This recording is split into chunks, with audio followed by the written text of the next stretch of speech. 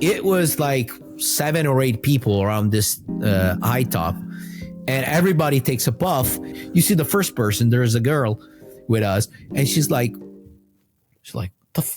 what the is happening? She started asking to the person next to her, like, what was in that thing that we just smoked? So we all started feeling weird because we were expecting like weed effects. And we were getting this weird feeling. From then on, it started being a mix of effects, and that would skip from one effect to the other. So on one moment, I would feel like on Molly and I wanted to dance and I loved everyone. Then I would start getting really energetic, but in a really amphetaminic way. So really like, yeah. On the way back to the hotel, I remember seeing some other people and they looked at me and they saw that I wasn't doing that well. So they asked me and I was like, Frank gave us this joint. I smoked that. And they were like, you smoked the thunderweed. Oh, that was a mistake, man. That was a huge mistake. Well, and then you come to Denver and you're like, I think there was crack in the weed I smoked. Like you weren't kidding. Yeah. You were like, I think there was crack in there. This is the Inkpulp Podcast.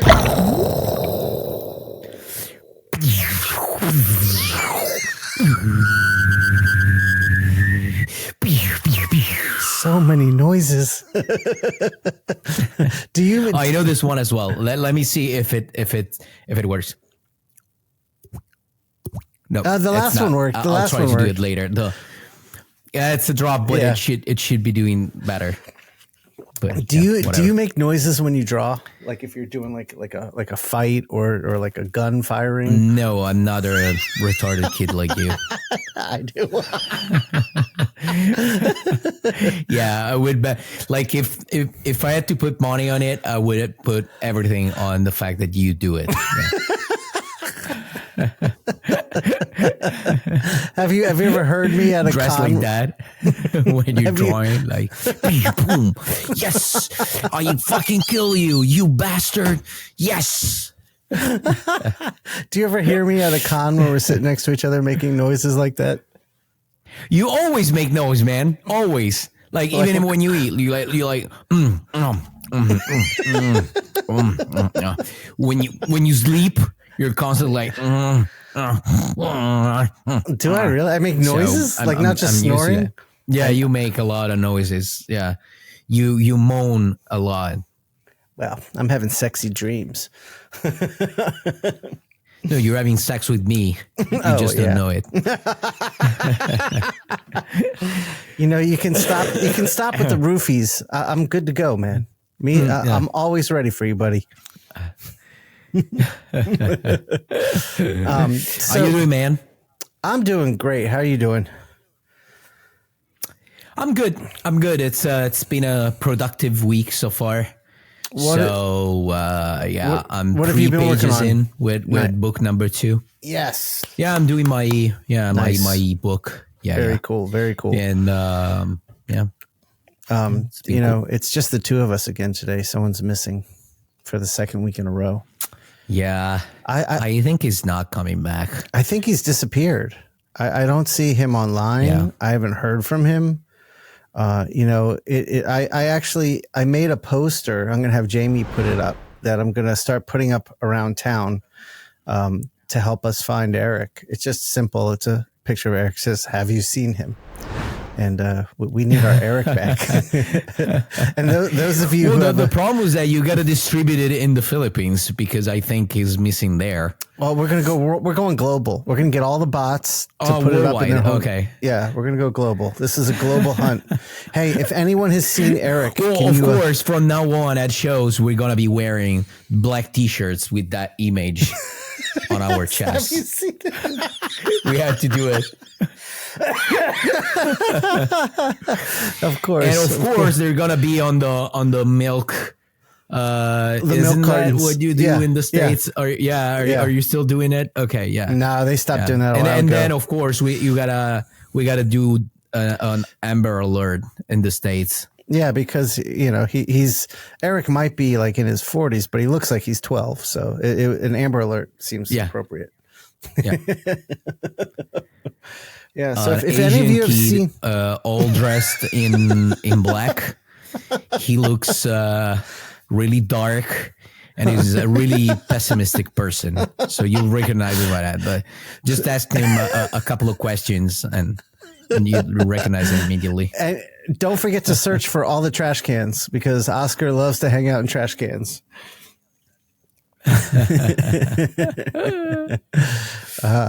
Yeah. So if you have seen Eric, because we don't know where he is, if you've seen him, please put it in the comments. Get in touch with us. We miss our buddy. Got to get him back. Yeah. Not that much, but we kind of miss him. Yeah, it's just we don't miss him. We just need him for the show. That's basically what it boils down to. Yeah. That's the people are kind of picking up on lately Eric's frustration towards me. I don't think he likes me very much anymore.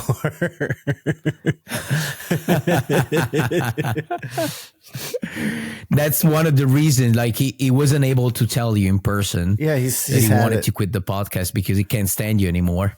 So that's his way to quit the podcast. Just move to another country and disappear forever. It's not good with confrontation. No, obviously not. He's in hiding, so he doesn't have to deal with me anymore. But we'll find him. So what happened? Like people like saying that Eric doesn't like you? No. What they're saying is like Eric's very antagonistic with Shawn a lot, or stuff like that. Like Eric knows how to push Shawn's buttons, or Eric's just being argumentative with Shawn. I'm starting to see that in the comments. Okay, but we also I think it's the bots that you pay that I think picking up on that because they want to defend you. I think it's the bots that Eric pays, and then it gives him a reason to disappear. I think it's like a setup to make me look bad. That's my guess. Okay. So he really doesn't like you. No, he doesn't like me at all. He doesn't like, and soon you'll probably. I mean, I hope this doesn't happen, but very well soon you might start not liking me, and then no one's gonna like me. I have no friends. Yeah, you're already. He there? doesn't like by Mr. Friggy, so that's the start. Oh right. Oh, he's not gonna like you. I don't know if it's. Do you think it's personal, or maybe he doesn't like Jews? Oh, that's a good point. I got to think about that. What other Jews have I seen? I mean, all those black, T-shirts must tell you something, right? Yeah, he does complain about Jason a lot too, doesn't he? Yeah. I think you might be right. Yeah. That's probably it. I think the Filipino he's Nazis. Finding new comrades in the Philippines. And then he'll come back with a bang, like with a crew of Nazi Filipinos like him. He's designing the uniforms now in the Philippines. Dude, in a small cabin. Yeah, that's like a perfect Frank Miller villain. The Filipino Nazi gang, like in the streets of Gotham. That's in the streets of Manila.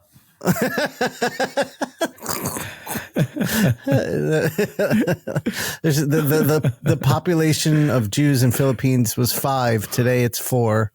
So I think he's working on it.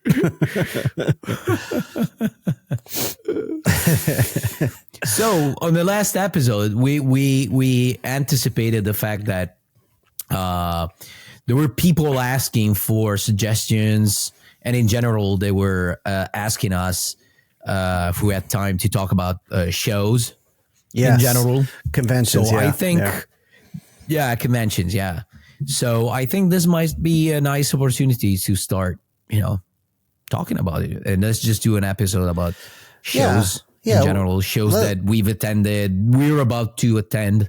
Like, for example, you have one coming up soon, right? Yeah. So, let's do this. Let's start with let's start with that. That's fine. Yeah. So I'm attending this new show. Did you want to start with something else? No, I was just I was just starting to organize the thoughts of how we're going to do this. But yeah, let's talk about this show. Oh my God, that's gonna take at least 30 minutes, buddy. Yeah, that's why I stopped. I If you didn't want want to to slow organize down. thoughts. Yeah, I don't want to slow down the show too They're much. already too much. Yeah, I'm going to do this new show run by the comic art fans people called OAX, Orlando Art Expo.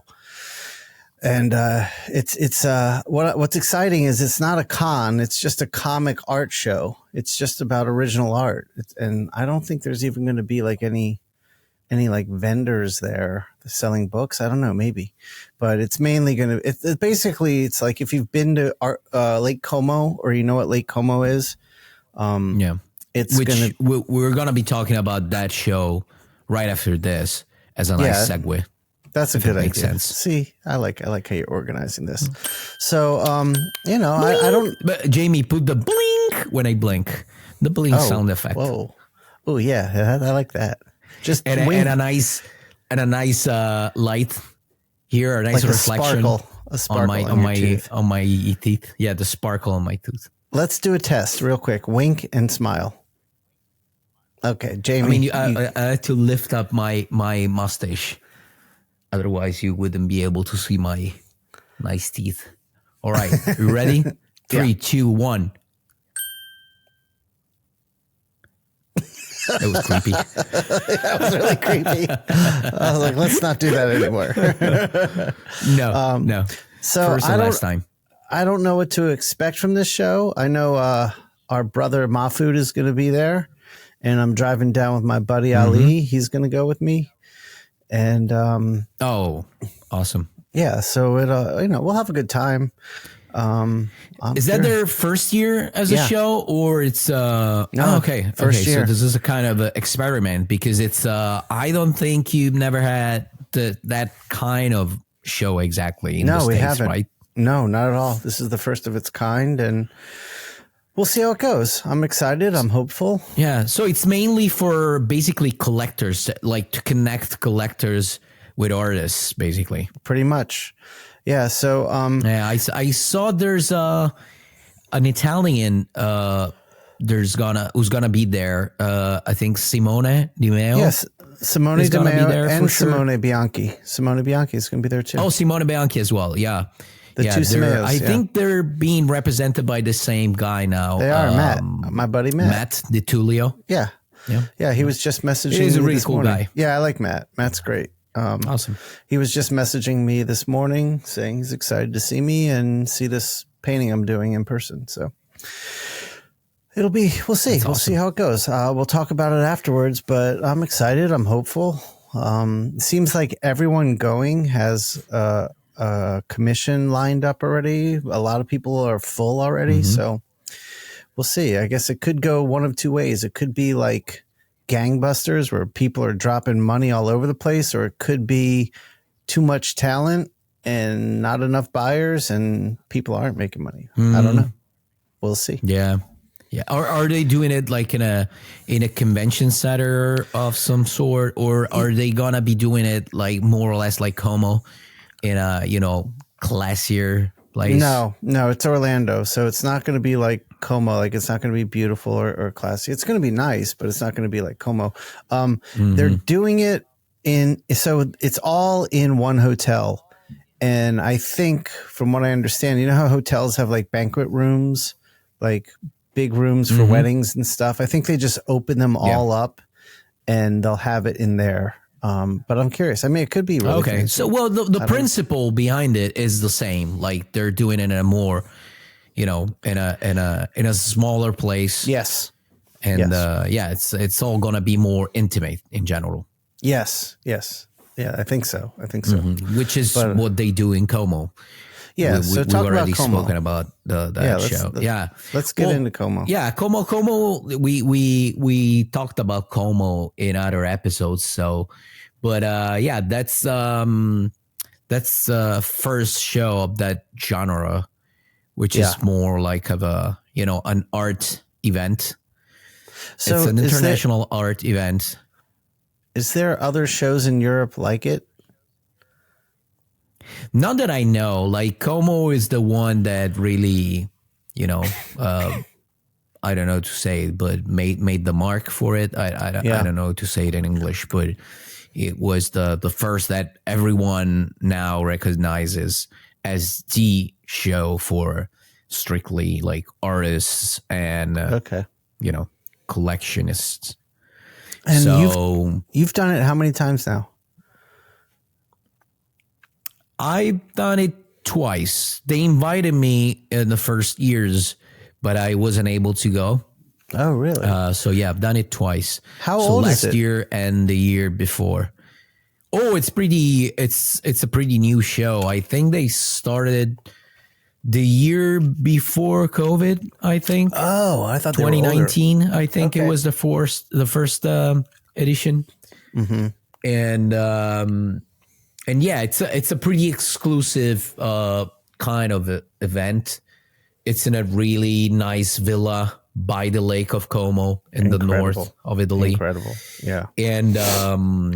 And yeah, it's studied to be really exclusive and a nice place for collectionists and artists to meet and have time to talk. That's why, like, even the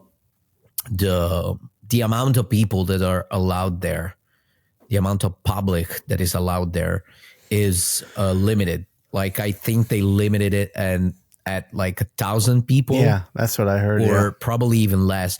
And the ticket price already, it's a way to, make that happen, because I think it's the ticket to be there just for 2 days is pretty expensive. I don't want to say like 400 euros, but if it's not 400, it's close to that number. Yeah, that's exactly what I heard. The same thing. Yeah, it's really, it's really nice. And it was nice to have an event that was, it's nice to have that kind of event that's different from, the other ones. Yeah, my experience with Como was it after doing a bunch of corporate shows in the States where they kind of treat they treat comic creators as like secondary citizens, like it's more focused on the celebrities and the movie stuff. So Como was just a celebration of the artists and the art that exists in comics. So that was really felt really special and really nice. And for me, like seeing the guest list, like when we were having our little cocktail hour, and I turn around and like Liberatore and Milo Manara are right next to me. It's like, to be at a show like that is insane. And so for me, like I'd never been anything like that. That was incredible. I mean, I remember being in line to get dinner with Jim, and Kevin Eastman was in front of us and Bisley was behind us. And everywhere you looked was just a mega talent who's made a mark in the history of this medium. So it was pretty crazy. Yeah. So the name of the show, if people are curious, is Lake Como Comic Art Festival, and it's usually in May. And it's usually like a short weekend, as we call it in Italy. So it's just a Saturday and a Sunday. Yeah. And that's the type of show. But I personally, I recognize, other than that type of show, I recognize other two types, which is the corporate one, the one that you were talking about, which is, I in my head, I call it like the American shows. Yeah. Well, yeah, sure. And then there's the European shows. And I'm not talking necessarily about where they take place, but it's an actual like different, type of show. Right. And that makes sense. So, and the way you're describing it makes sense, because an American style show would be more focused on money making and commercialism and pop culture, whereas a European style show seems to be more focused on craft and art and history. And books. Yeah, not necessarily that. Like practically, I would say that they're more focused on actual like books and publishers. Okay. Aside from the the art thing and the craft thing. So you're talking more about the publishers, like Angoulême, like a show like that.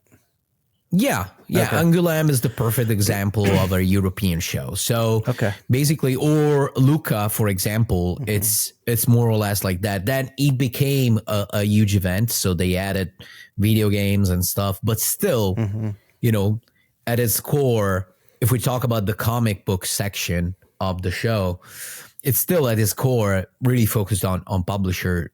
Even to this day, like publishers, they have. I should talk to somebody who actually works in a publishing company, but the revenue that the Luca show gives to them, it's a big thing for the year. Like it's a big moment for them to actually sell books, which I don't know if the same thing can be said about, I don't know, like Marvel.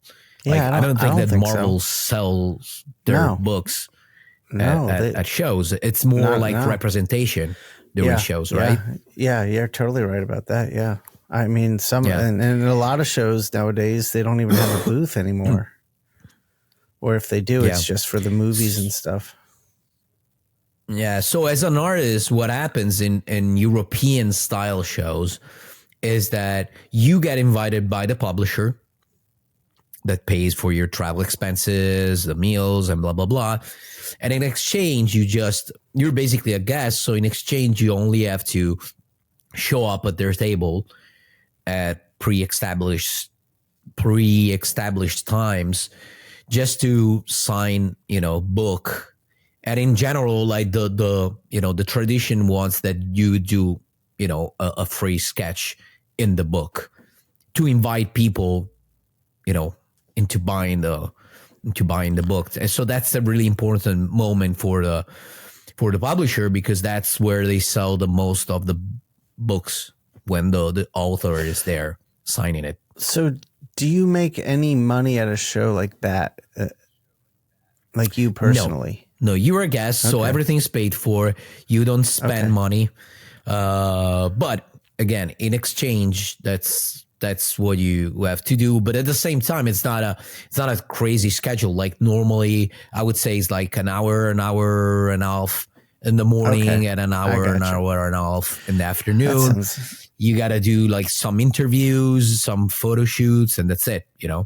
So it's not a big commitment, and you'll be free for the rest of the day. So you'll be free to visit. So sometimes they invite you to stay a few days extra before the show or after the show, just to visit the city. That can nice take you around and show you. That's the great. City. That's great. So it's more like a kind of vacation, and in exchange you have to do some sketches, basically. So I assume you're doing very quick sketches. It really depends. Like if you go, for example, to Angoulême, like there's some artists that actually like do like a commission quality sketches inside the books. Like they bring watercolors, inks, and everything. They do an actual like piece. So yeah, it's in France they call it the le dédicace or dédicat. I don't know how to pronounce it. It's so it's a drawing that's dedicated to the buyer of the book. Got you. Well, if they're doing like serious commissions like that, then they're only selling like 2 or 3 books, I assume, while they're sitting there. Well, they get probably. I mean, I'm assuming they get organized, so they do the first like 3 fully painted, and then they do quicker ones, or they just sign the next ones. I don't know how they get organized. I got you. So they can actually do like let's say your Batman book is coming out in France and you're at Angoulême. You could get like 10 books at home and do a painting in them, and then the publisher could send you 10 books, and you could do a nice, like really nice painting in it and bring it to the show, and then they could sell it. You could do it ahead of time even, I guess. Yeah. What happens usually when you do that kind of show, some people from that area of the world, they contact you, so you can do them at home and bring them with you. Okay, that makes sense. And yeah, sometimes you don't need to have the book. You just do it on a piece of paper and just bring the piece of paper with you. Do you you've done Angoulême before? Yeah, I did Angoulême for a few years when I was younger as a visitor. So I used to drive there with friends, and so we would do that show. And I did it once as an author with Urban Comics, which is the French publisher who publishes all the DC stuff and some Image books. Okay. And but again, it was just free sketches at specific times of the day, and all the rest was paid for. So they would take us to dinner, amazing places, and blah blah blah. I like that.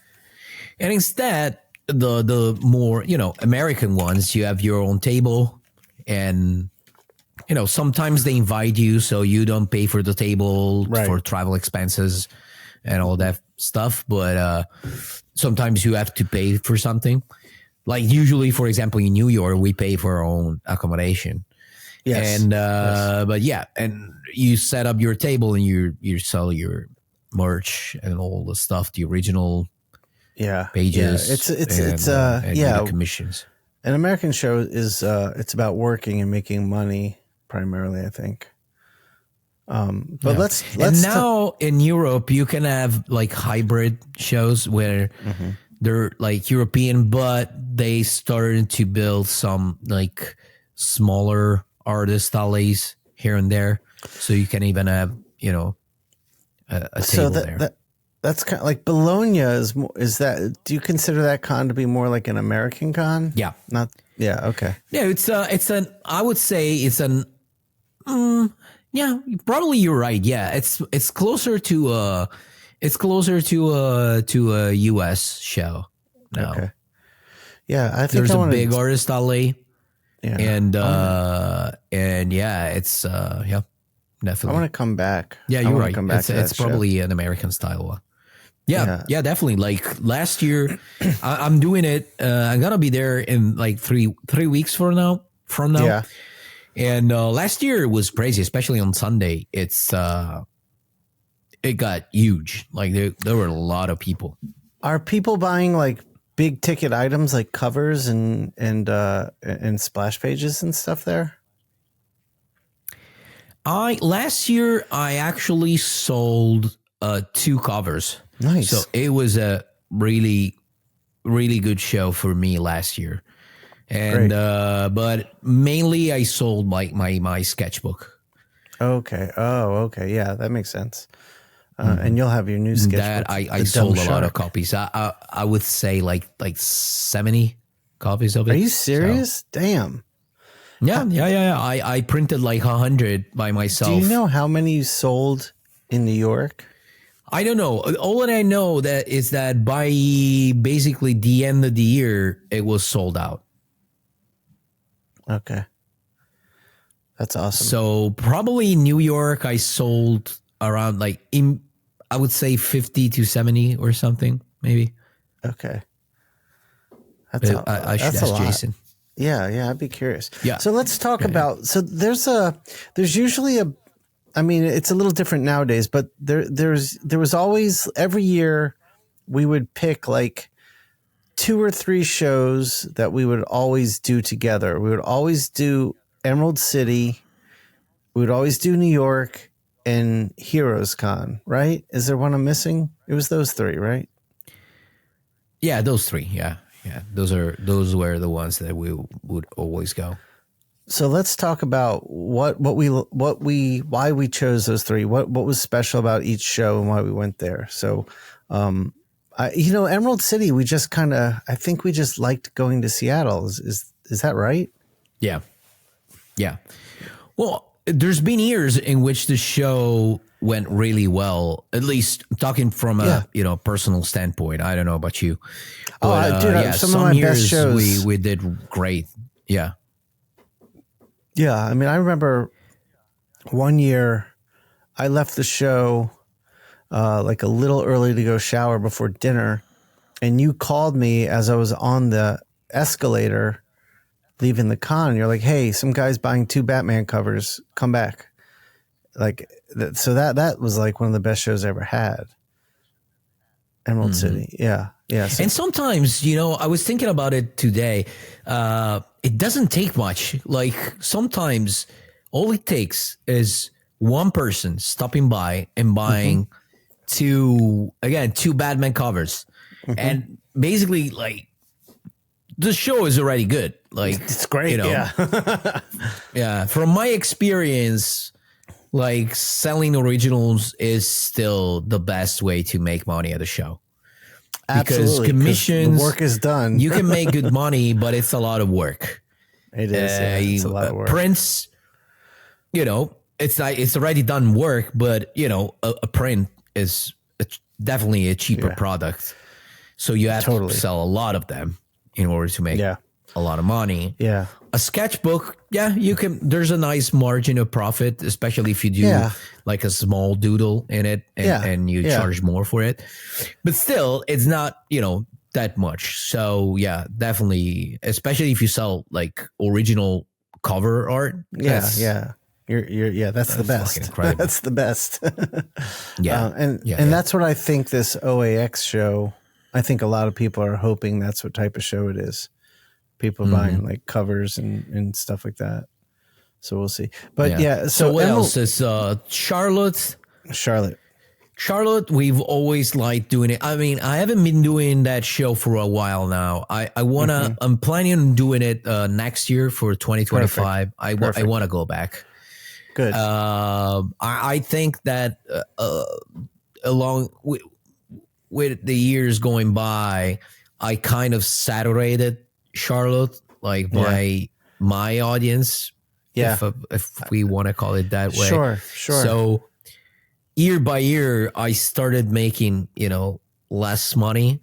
But if I think that if I go back now, I would you're good. Right about that. And the show is great. The show is great. It's an art-focused show. It's an American show, but it celebrates the art more than anything and more than any other show in the United States that I've been to, I think. I would say that aside from a few exceptions, it's a huge artist alley, basically. Yeah, exactly. Right? Exactly. And you know, it's a good point you make, because I was getting to the point where Charlotte wasn't making me much money. So I took a couple years off, and then I went back, and I had the best convention I've ever had in terms of sales. And so last year I skipped. So I'm going to go this year, and hopefully it'll do well again. But it's an easy show for me to do. And for you, it's close to home. Exactly. Yeah, it's a 3-hour drive. It's not far. And I like, it's nice now. I have my buddy Ali. Like, we'll drive up together, so that'll be good. And because usually, I mean, every now and then I'd find another Atlanta creator and drive up with them, but mostly I would go up alone. And then when my kids were old enough, I would just bring them with me. And then that was North Carolina. I'm confusing shows. There was one year where you came to Atlanta and we drove to the show, me, you. Yeah, that was North Carolina. Kids. Yeah, that was fun. Yeah, they were both there. And then there's New York. So and also Charlotte. They have this. We already talked about it, so I'm gonna make it as quick as possible. But there's this nice thing on Saturday. Basically, every artist invited, they offer like a piece, and they auction it on Saturday. There's a big auction, and then there's a silent auction or a second auction the day after. Yeah. And basically that became a thing, it became a huge thing.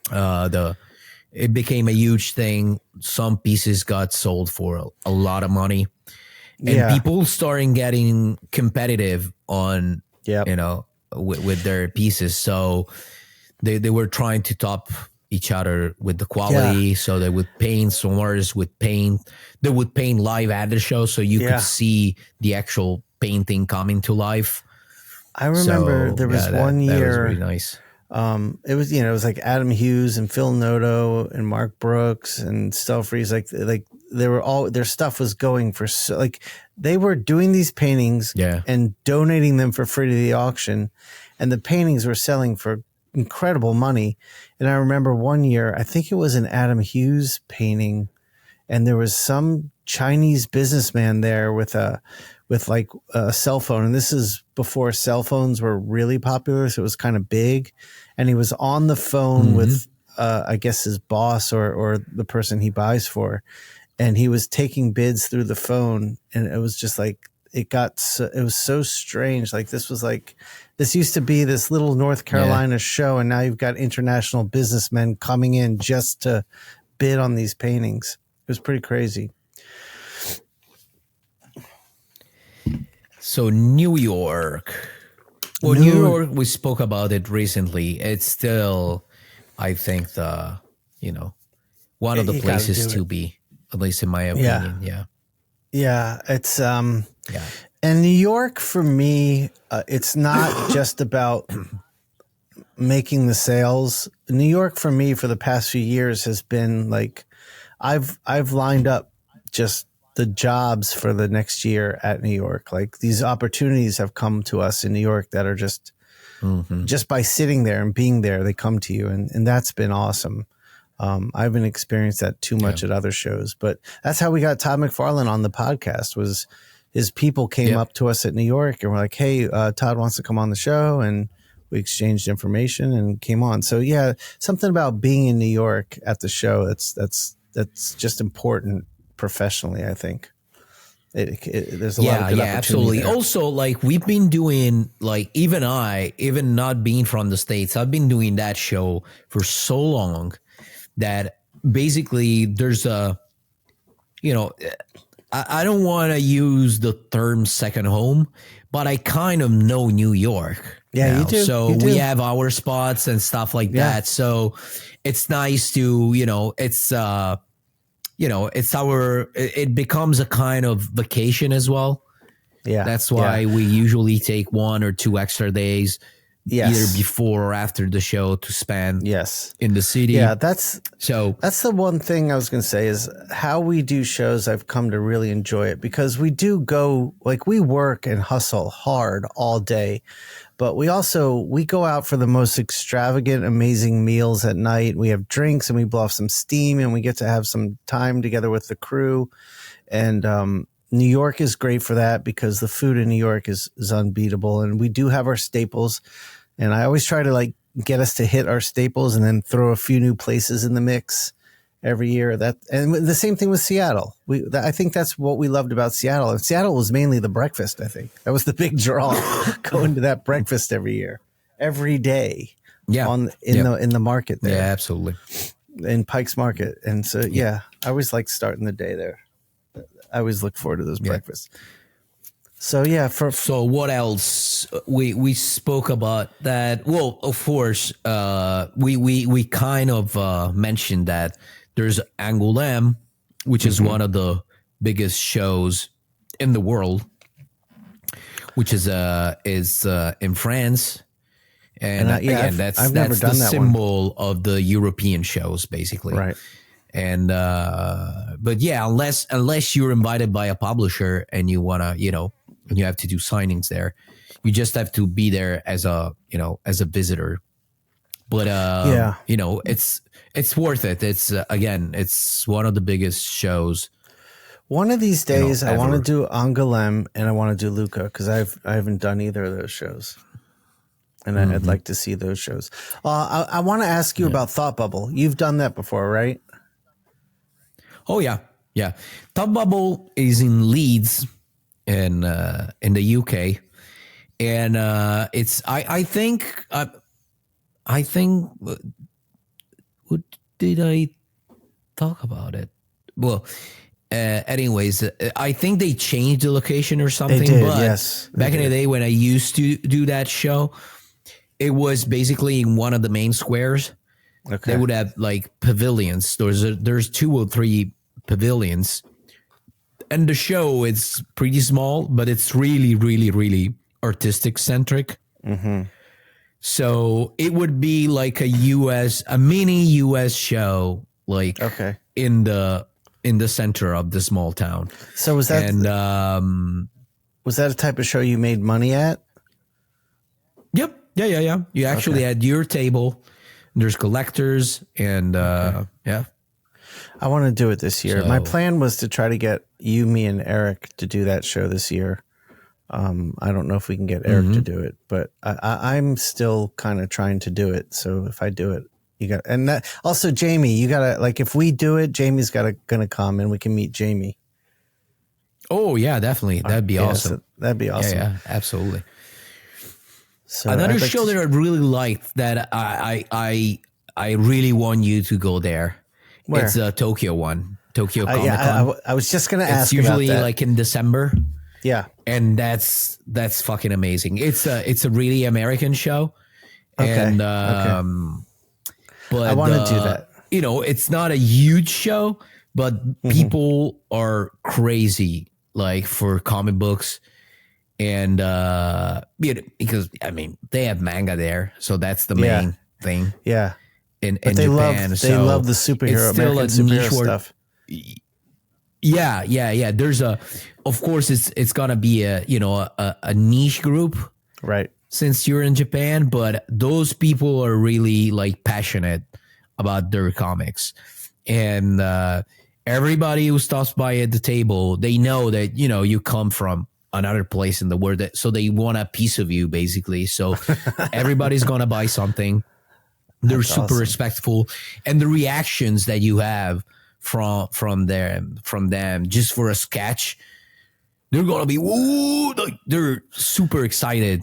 Yeah, I remember anything you do.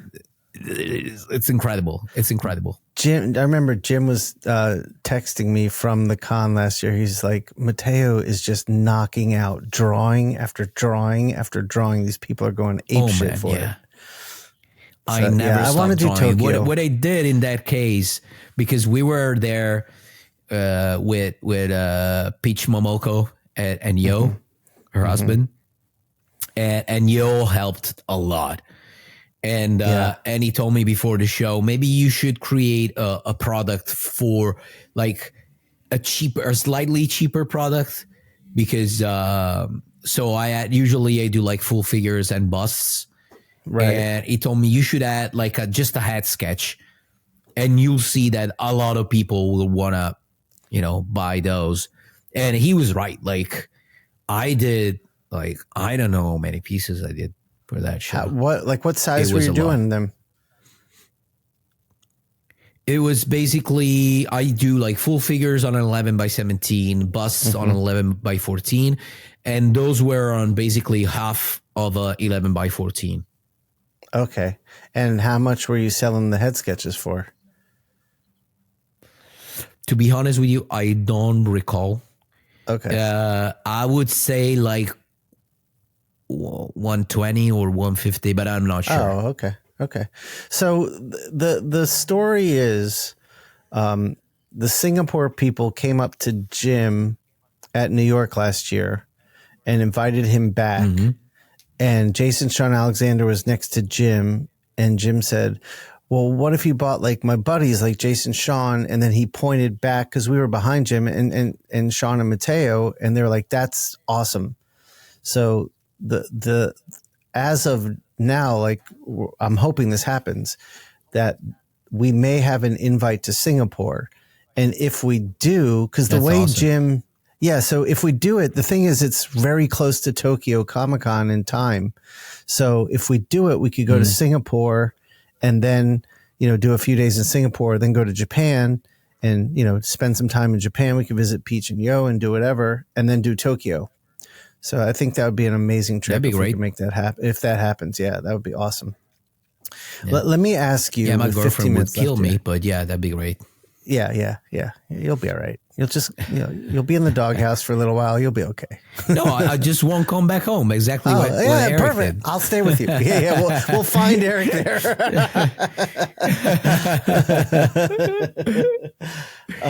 We'll dedicate like 4 or 5 days to look for Eric in between the two shows. Yeah, that's what we'll tell. That's why we're not home. We're worried about our friend. He's missing. Yeah, we're looking for a friend. Yeah, he's missing. Yeah. Have you seen him? Like, we gotta put the posters up and everything.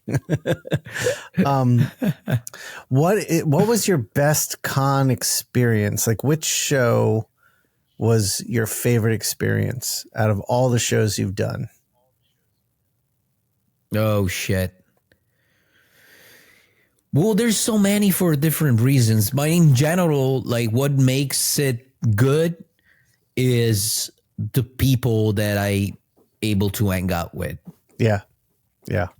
So I think I remember really fondly, like for example, a couple of years ago, like the first Seattle that we did after COVID, which was during summertime. I don't remember exactly when. If it was August or something. I remember that one. Yeah. It was in August. Exactly. Yeah, and that one was really nice. It was kind of slower than usual. It was and slow. there were probably less people because it was just, COVID had just ended all the measures for the anti-COVID measures. So people were still really careful. So there weren't a lot of people in the artist alley. So we managed to create a wider group than we usually do. I remember we had this huge dinner with more than 20 people. I think it was like 25 people. Yep, we did. That was at the Zigzag. What's the name of the place? TikTok? Zigzag. Zigzag. Yeah. I love that place. That was the year we started hanging out with. That was really nice. We hung out with Jesse that year. That was the year we met Jesse. Yeah. And he was at all the dinners. Absolutely. That was fun hanging out with Jesse. Yeah. We had a big crew. I remember I really liked one. It was years ago. The one where when I got invited to Angoulême, it was so basically they invited a lot of authors. So the main group was me, Shawn Murphy, I think Fiona Staples was there. I remember you doing Brian that. K. Vaughan. Yes, and I remember you doing some other people, and they had organized everything. So we arrived in Paris a few days before the show. Then we stayed in Paris a couple of days. Then we all took the train to Angoulême together.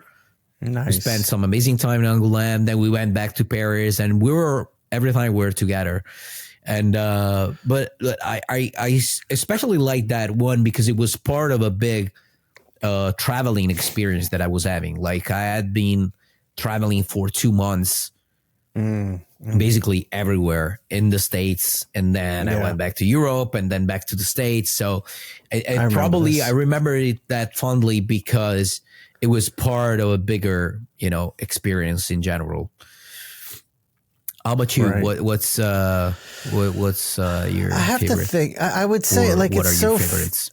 it's so fresh, but the Abu Dhabi experience was so amazing.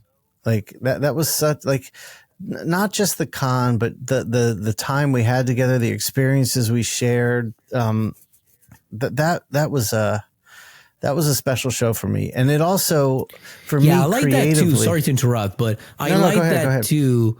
But the only thing that I didn't like is that basically we were kind of trapped where we were. So we didn't manage to. Probably for you, it was kind of different because you arrived 1 day earlier than I did, and you left one. Well, you were planning on leaving 1 day after, and you ended up leaving 2 days after. Exactly. But so you had time to do your experiences. So you went to Dubai 1 day. So you felt more freedom than I did. Yeah, I did. Instead, for me, it was harder because I got stuck there basically the whole time. So I enjoyed the company, but what made it not perfect was the fact that we were all, basically forced to do the same experience that experiences every time. I got you. And then another one I loved was that first Bologna con. I went, like the one when I went to Bologna. It was my first trip to Italy. Yeah, that was such. You organized. I mean, we did like a week before the con, and you organized this like Italy tour for us, and that was amazing. The Croatia show I did in Makarska. That was one of the most amazing experiences I've ever had, because that was a European show where you just like for an hour every day for an hour, you went and did free sketches for people, and that was it. And you were in paradise. Yeah. And I mean, you were free to, it was a tiny little harbor town and you were free to go wherever, but you know, there wasn't many places to go, but it was so beautiful. It didn't matter. So that was incredible. Yeah, I'd say those two were definitely like the Italy trip, Croatia. I also really enjoyed the one we did in Denver, which is another show that I would love to attend again. I was just going to ask you about that. I don't. Does that show exist still? It does. It does. Fan Expo bought it, so I think we should. Oh, okay. So it's not. It used to be Denver Comic Con, right? Yeah, it's still Denver Comic Con. It's just owned by Fan Expo now. Ah, okay. So I was going to say next year we should do that one, because I really like going to Colorado. The problem is that I think it's more or less the same weekend as Charlotte. I mean, if it's still the same. No, it's a month. It's a couple dates. weeks later. It's like Charlotte is mid-June and Denver is now like July 4th.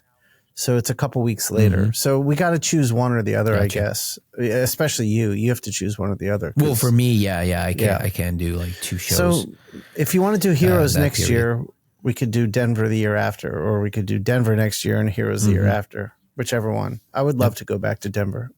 Yeah, we love that show. I'm trying to like.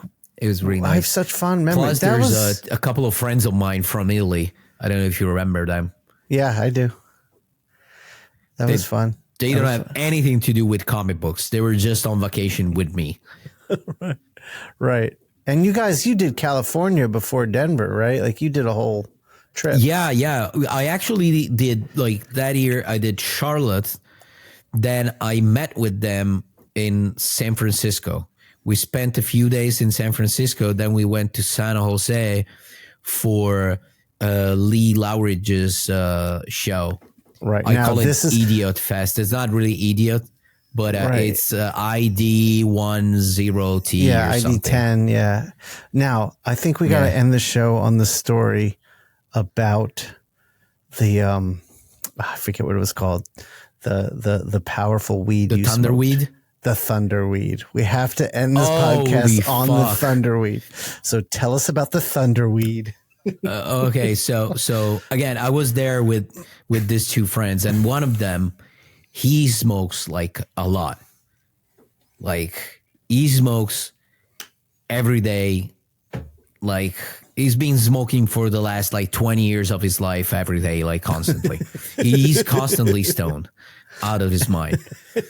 So finally, we got, at first we were in San Francisco. We didn't know anyone there. So I didn't know. I don't usually smoke. So I didn't even know how to ask to people, where to ask. And that's an important part of the story. Mattteo doesn't smoke hardly ever. So that just going into this, that's important to know. Go ahead. I mean, I've been smoking like a lot. Yeah. I mean, I smoked a lot of times in my life. I would say like in between 50 and 100 times, but it's not my thing. Usually when I do is because I'm with friends that are doing it.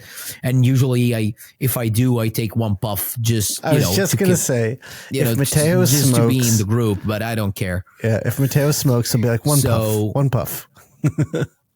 Yeah. It's not my thing, I mean, I've had great times, sometimes, but, a lot of other times it's been really bad.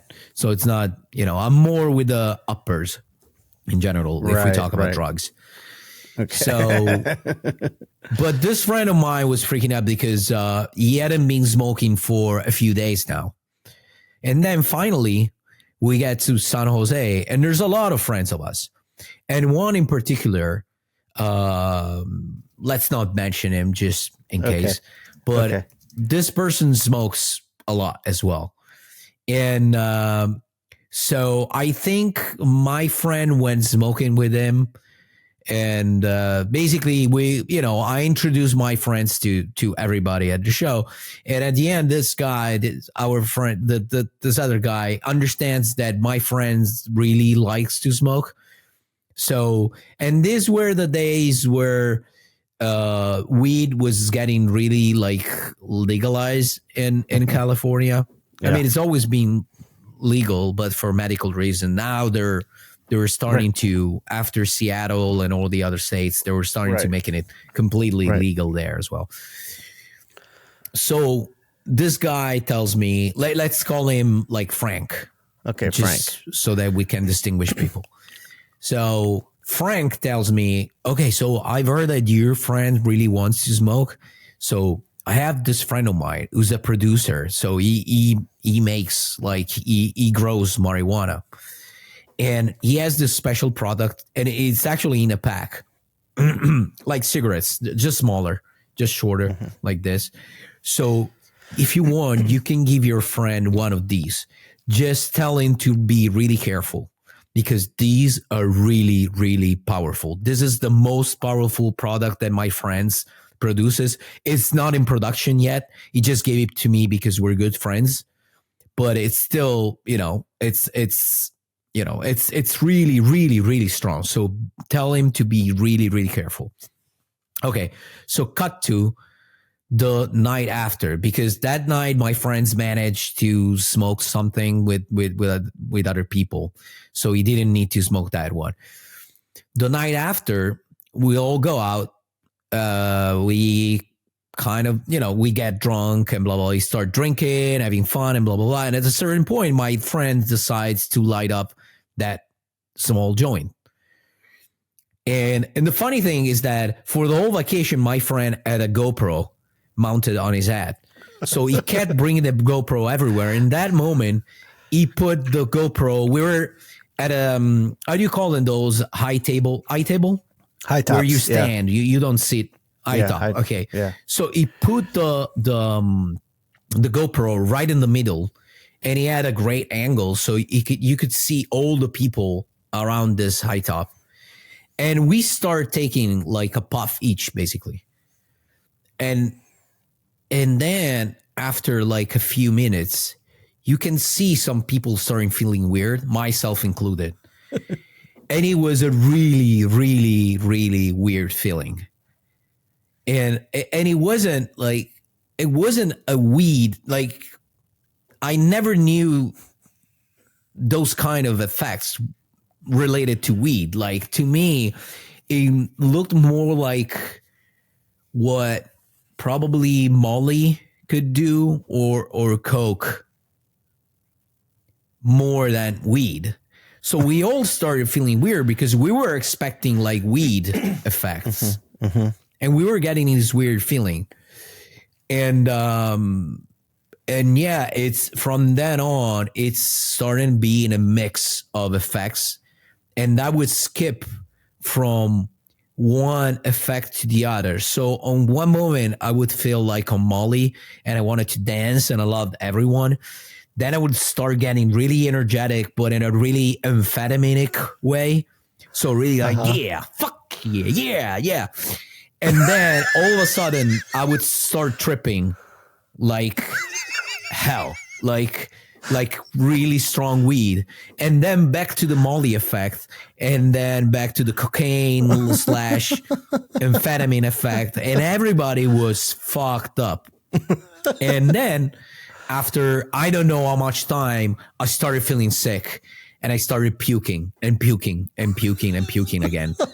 So much that on the ride back, on a Uber back, I had to, tell the driver, please stop. We're on a highway or something. I asked him, please stop. I got to puke. So I puked outside, of the car. Luckily, I didn't, puke inside. But I puked like probably 10 times.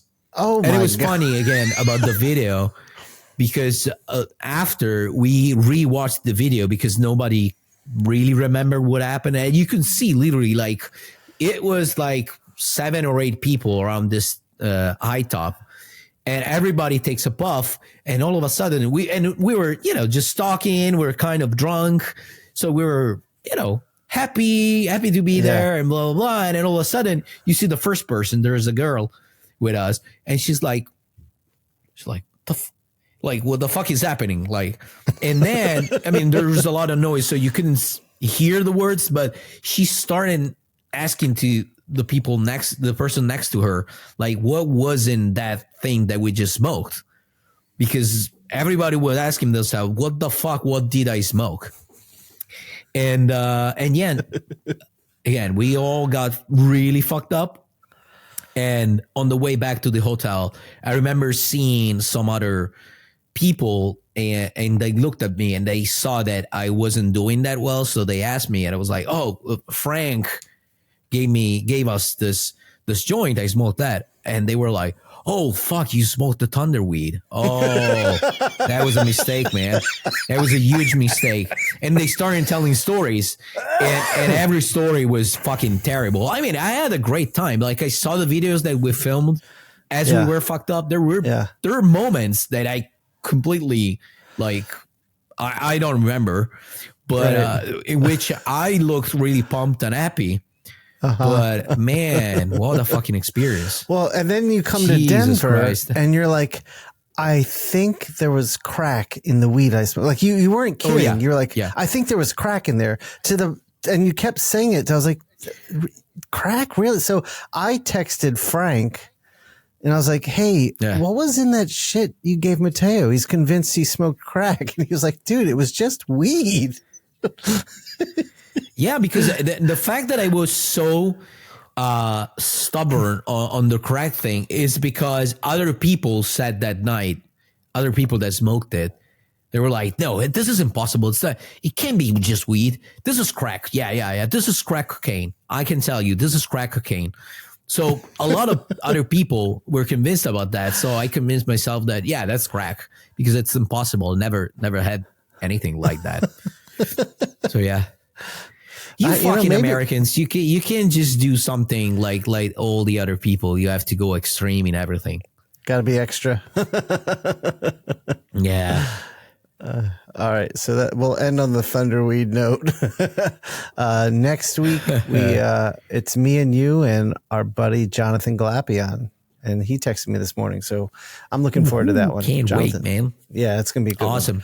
All right, people. Thanks for listening. Great seeing you, man.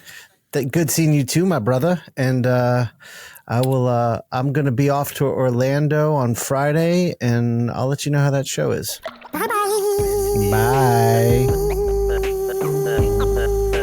The Inkpulp Podcast.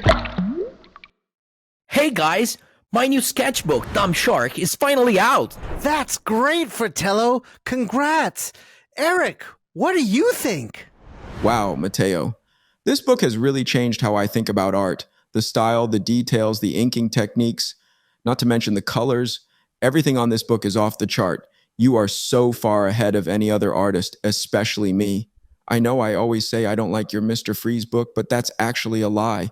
I was just jealous of your incredible talent because I love everything you do, and sadly, I know deep in my heart that I'll never be at your extraordinary level. You truly are the best artist on planet Earth. This book is a game changer, man. I think everyone out there should go and order Matteo's new art book, Dumb Shark, before it sells out.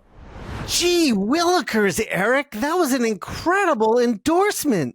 You really made me want to buy it. How can I get my hands on it? You can find it on www.essentialsequential.com, or if you're in Europe, you can order it on www.pulps.fr. Wow, Eric. I didn't know you were such a big fan of mine. Thank you. I really don't need to add anything else. You said it all.